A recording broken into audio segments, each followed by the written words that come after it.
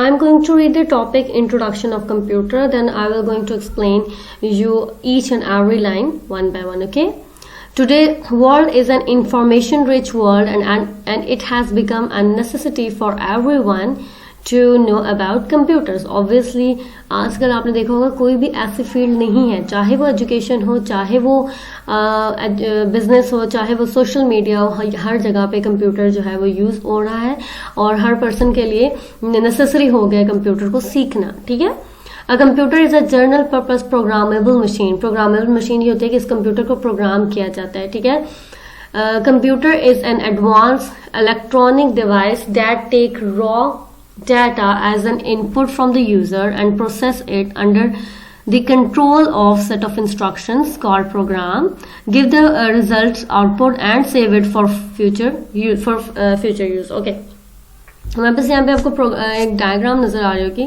कि जो भी डाटा आप कंप्यूटर में एंटर करते हैं वो in the form of input enter करते हैं. ठीक है, तो हमारे पास इनपुट डिवाइसेस और हम जो भी डाटा एंटर करते हैं वो किसके थ्रू एंटर करते हैं, इनपुट डिवाइसेस के थ्रू. और इनपुट डिवाइसेस जो होती हैं ये कीबोर्ड होता है, माउस होता है, स्कैनर होता है, ये डिजिटल चीजें होती हैं. ठीक है, सो जब भी आप अपने कंप्यूटर से अपने कीबोर्ड से या माउस से आप यूज कर रहे हैं तो आप क्या कर रहे हैं, इनपुट दे रहे हैं. ठीक है, आप कंप्यूटर को इनपुट दे रहे हैं. देन डाटा हमारे पास प्रोसेस होता है.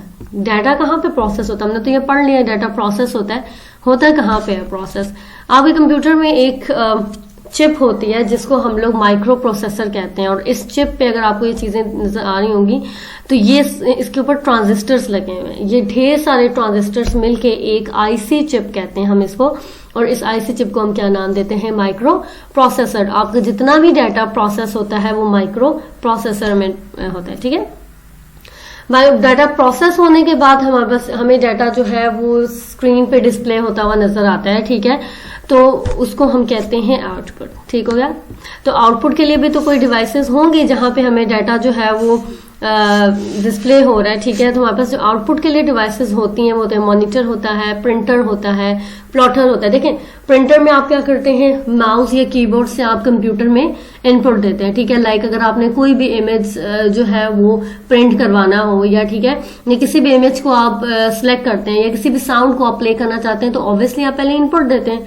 तो इनपुट तो आप माउस या कीबोर्ड के थ्रू देते होंगे. ठीक है, जैसे ही आपने इनपुट दिया डाटा जो होता है वो आपके कंप्यूटर में स्टोर हुआ होता है. ठीक है, जब डाटा प्रोसेस होता है तो वो स्टोरेज जो डिवाइस होती है उसके अंदर से डाटा जो है वो रिट्रीव होता है, निकल जाता है. ठीक है, और उसके बाद आपको स्क्रीन में नजर आ रहा होता है. ठीक है, सो हमारे पास आउटपुट डिवाइसेस क्या होते हैं, output devices are used to get information out of the computer and includes monitor, printer, plotter, speaker, headphones, computer control manufacturing devices. Okay,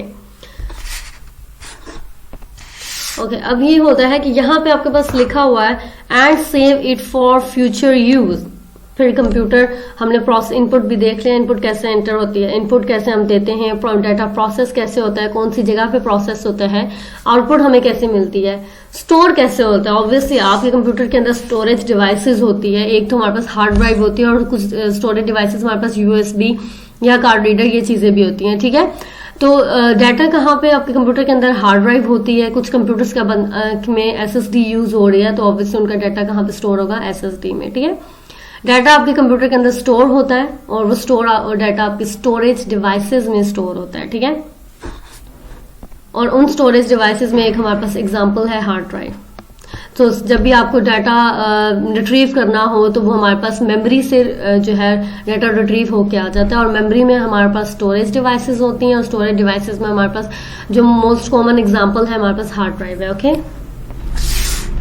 computer के फीचर्स हैं, it has ability to store, retrieve and process data. ठीक है, आप computer में क्या कर सकते हैं, कंप्यूटर में ये एबिलिटी होती है कि वो डाटा को स्टोर भी करता है. ठीक है, अगर आप 10 डेज बाद भी किसी डाटा को रिट्रीव कर रहे हैं तो वो डाटा आपको इजिली मिल सकता है. ठीक है, और हमारे पास डाटा प्रोसेस भी होता है. प्रोसेस कहाँ पे होता है, हमारे पास माइक्रो प्रोसेसर में. One more thing I am going to tell you, what is data. हमने ये तो पढ़ रहे हैं डाटा ये होता है, डाटा वो डाटा होता क्या है, किस फॉर्म में डाटा होता है. तो डाटा हमारे पास एक बाइनरी फॉर्म में होता है. बाइनरी फॉर्म हमारे पास 0 और 1 होती है. ठीक है, जो भी डाटा आप इनपुट देते हैं वो कोई भी टेक्स्ट हो सकता है, कोई भी नंबर हो सकता है. ठीक है, पिक्चर होती हैं, साउंड होती हैं, वीडियोस, ठीक है। ये सब हमारे पास क्या होता है, डाटा होता है, ठीक है। It processes data at very high speed according to the instruction given to it and process accurately result. Okay, what is the meaning of this line? ठीक है, जो भी डाटा आप कंप्यूटर में देते हैं, ठीक है, अगर आप पिक्चर्स निकालते हैं तो ऐसा नहीं होता कि पिक्चर्स आपको 5 मिनट बाद शो हो रही होती है, ठीक है, या जो आपने पिक्चर निकाली थी तो उसकी जगह आपको जो है वो ऑडियो शो हो गई है। तो जो भी आप कंप्यूटर को इंस्ट्रक्शन देते हैं, ठीक है, वही वो फॉलो करता है और बिल्कुल एक्यूरेट रिजल्ट जो है वो प्रोड्यूस करता है। The instruction given to a computer to perform a particular task is known as computer program, ठीक है। जो भी इंस्ट्रक्शन, ठीक है, कंप्यूटर को दी जाती है, कंप्यूटर क्या करता है, उस इंस्ट्रक्शन को परफॉर्म करता है और बिल्कुल एक्यूरेटली परफॉर्म करता है, और इस प्रोसेस को हम क्या कहते हैं, computer program. Thank you so much.